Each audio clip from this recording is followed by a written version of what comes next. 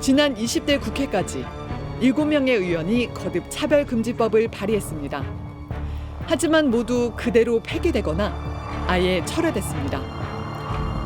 지난 2013년 이명박 정부 시절 민주통합당 김한길 의원이 이 법안을 발의했을 땐 무려 51명의 의원이 함께했습니다. 그러자 보수 개신교의 협박과 항의 전화가 의원실로 빗발쳤습니다. 국회의원들이 표에 약하잖아요. 그러니까 각 지역구의 몇몇 교회들이 이런 국회의원은 절대 다음에 뽑아서는 안 된다 이렇게 일요일마다 설교하고 하니까 난 좀 빼줘요 이런 국회의원들이 나온 거죠 이제. 그래서 보니까 다 빠져서 이제는 공동 발의 요건을 못 채운 거예요. 결국 2달 만에 법안이 철회됐습니다. 이번 21대 국회에선 정의당 장혜영 의원이 제일 먼저 차별금지법을 발의했습니다.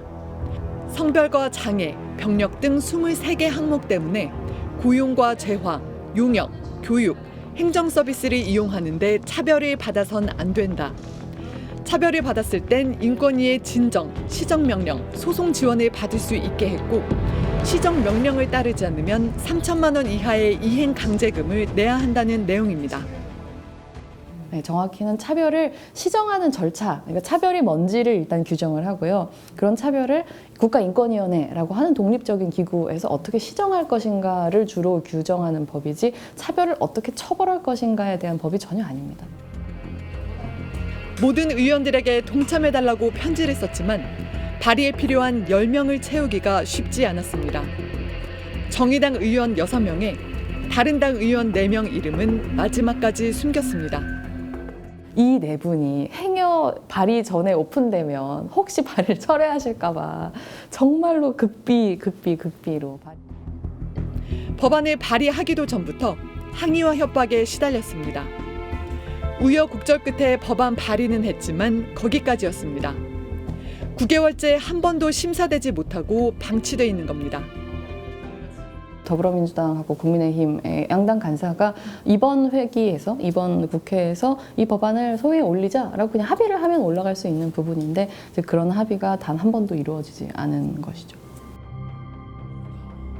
여당의 우선인 이상민 의원도 민주당표 차별금지법 발의를 준비 중입니다. 인권위가 권고한 평등법을 토대로 성적 지향, 성별 정체성을 포함한 포괄적 평등권을 보장한다는 내용입니다. 20여 분의 그 민주당 의원과 또는 그 다른 당의 의원들이 동참을 해줘서 제가 지금 그 같이 공동 발의하는 도장을 찍어놨죠. 50명을 모으는 게 목표지만 쉽지 않다면서 압력을 행사하는 보수 교회들에 대해 분통을 터뜨렸습니다. 종교계가 또 어떤 사회적 그룹이 국회의 입법권을 국민으로부터 위탁받은 입법권을 아예 봉쇄시키는 것은 그건 위헌적 행동이다. 21대 국회에서는 차별금지법이 통과될 수 있을까? 어렵다고 봅니다. 쉽지는 않다고 보지만 여론이 형성이 돼서 이 법 빨리 개정해야 된다.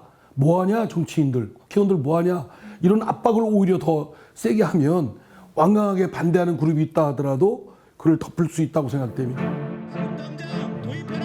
차별금지법이 있었다면 선관위가 혐오 발언을 쏟아내는 정치인들에 대해 제동을 걸 수 있었을 겁니다. 변희수 하사에 대해서 우리 군은 다른 결정을 내릴 수도 있었을 겁니다. 제 조국을 위해서 일하고 싶어서 제 조국을 위해서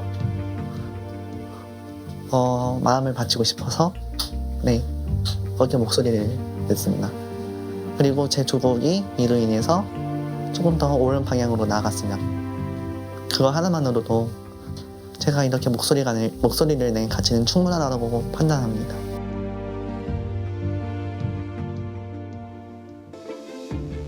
차별금지법 얘기가 나올 때마다 정치인들은 국민적 합의가 필요하다, 사회적 공감대가 필요하다 이런 식으로 발을 떼왔습니다. 그렇습니다. 하지만 지난해 국가인권위원회 여론조사 결과를 보면 우리 국민 10명 가운데 9명은 이 차별금지법 제정에 찬성을 했습니다. 이제 정치권이 답할 차례입니다. 끈질긴 추적 저널리즘, 탐사기획 스트레이트. 저희는 다음 주에 다시 찾아뵙겠습니다. 수고하셨습니다.